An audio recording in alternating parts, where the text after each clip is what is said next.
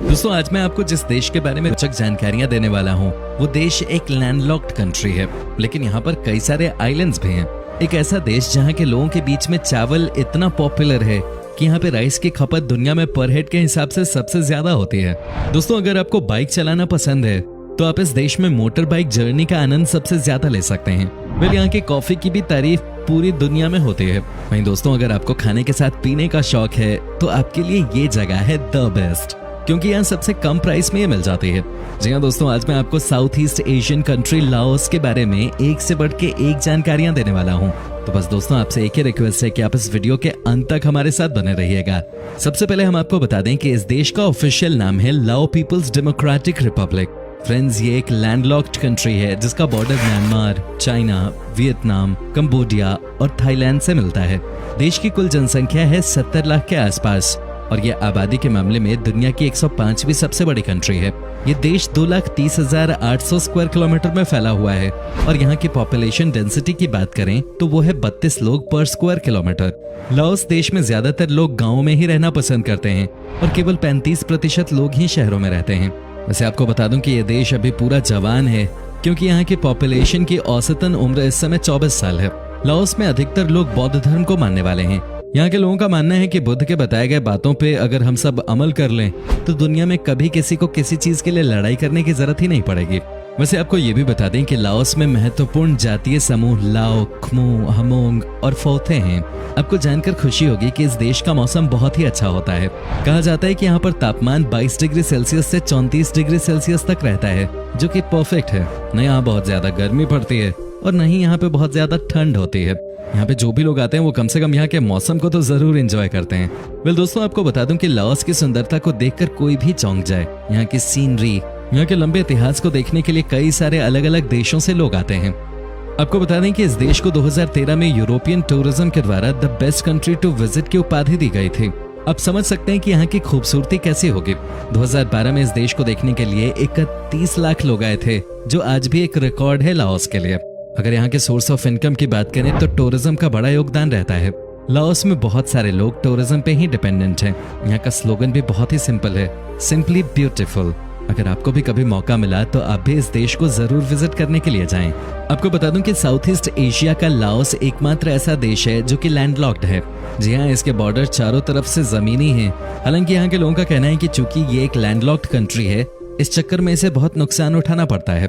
International importing and exporting में इस देश को कई बार नुकसान उठाना पड़ता है, क्योंकि यहाँ पर समुद्र न होने से डायरेक्ट ट्रांसपोर्टेशन संभव नहीं हो पाता है। वेल दोस्तों, जब बात हो ही रही है इंपोर्ट एक्सपोर्ट की, तो आपको बता दूं कि इस देश की कॉफी दुनिया भर में बहुत पॉपुलर है।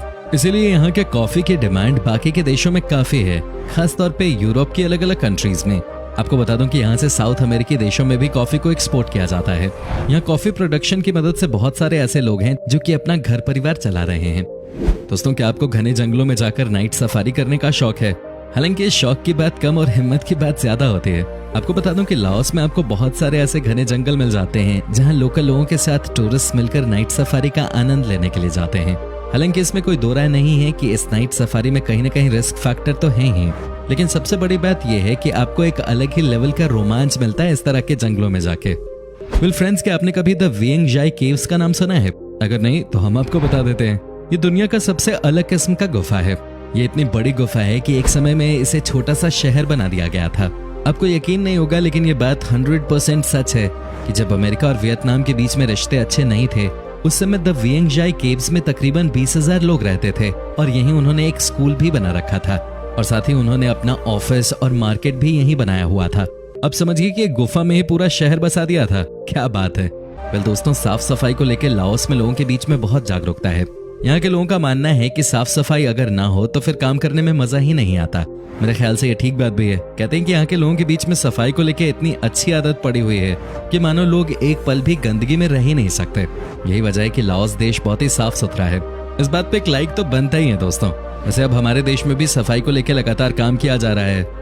दोस्तों, अगर आपको भी मोटर बाइक्स चलाने का शौक है तो आपके लिए ये देश जन्नत है। बता दें कि लाओस में न चाहते हुए भी आपको ऐसी रोड ट्रिप्स पे जाने का मौका मिल जाता है कि चाहे आप कितने भी क्यों न थक गए हो, लेकिन आप जाते हैं और यहाँ के पहाड़ी रास्तों पे बाइक चलाते हैं और सारी थकान गायब हो जाती है। कहते हैं कि ये वाकई में कमाल की जगह है बाइकर्स के लिए। यहाँ एक द लूप नाम का 4 दिनों का इवेंट होता है जिसमें कि हजारों की संख्या में बाइकर्स हिस्सा लेने के लिए आते हैं और अपना टैलेंट दिखाते हैं। कहा जाता है कि यहाँ के लोगों के बीच में भी बाइक चलाने का बहुत क्रेज है। दोस्तों, भारत की ही तरह लाओस भी बहुत सालों तक यूरोप के देश का गुलाम था। जी हाँ, यहाँ पर फ्रांस का राज था। लेकिन आपको बता दें कि लाओस ने 19 जुलाई 1949 में फ्रांस से स्वतंत्रता हासिल की थी। हालांकि आज भी कई ऐसी जगह हैं जहाँ की आपको फ्रांस के शासन की छाप साफ साफ नजर आती है। कई ऐसी जगह हैं जहाँ पर फ्रांस द्वारा बनवाए गए महल वैसे के वैसे ही हैं। आपको बता दूं, इस देश की ऑफिशियल लैंग्वेज है लाओ। यहाँ के लोग जनरली आपस में इसी भाषा में बात करते हैं। हालांकि अगर आप इस देश में विजिट करने जाएं तो आपको फील नहीं होने देते ये कि आपको कम्युनिकेट करने में कोई दिक्कत आ रही है, क्योंकि यहाँ के लोग अच्छी खासी अंग्रेजी भी बोल लेते हैं। दोस्तों, इस देश की सबसे बड़ी नदी मीकोंग है जिसकी लंबाई 4350 किलोमीटर है। हालांकि इस नदी की मदद से लाओस के लोगों को बहुत फायदा हुआ है। कहते हैं कि मीकोंग नदी से न सिर्फ कृषि में मदद मिलती है बल्कि ये लाइफलाइन है इस छोटे से देश की, क्योंकि इंडस्ट्री के लिए भी वाटर सप्लाई इसी नदी से की जाती है। दोस्तों, इस देश में साउथ ईस्ट एशिया का सबसे पुराना ह्यूमन स्कल मिला था। कहा जाता है कि ये कंकाल 46,000 साल पुराना था। टाम्पा लिंग गुफा में ये स्कल मिला था और इस कंकाल के मिलने से ये बात प्रूव हो गई थी कि इस देश में कई सालों पहले से ही जीवन चल रहा है।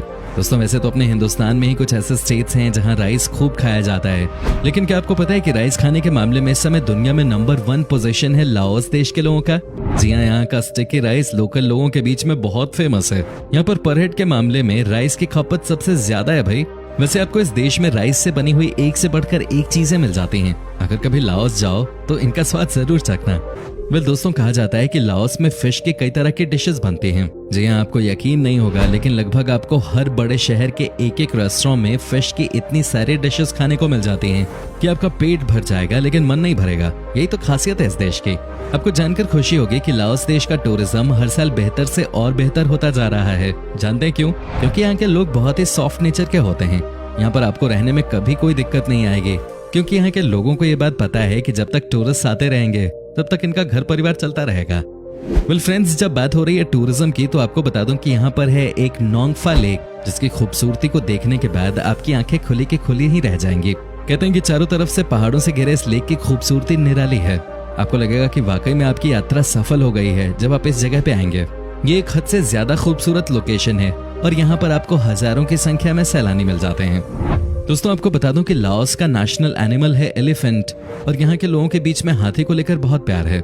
यहाँ के लोग हाथी को बहुत प्यार देते हैं और उनके लिए एक से बढ़कर एक पत्तों की व्यवस्था करते हैं। तो दोस्तों, ये था लाओस। कैसा लगा हमें कमेंट करके जरूर बताएं।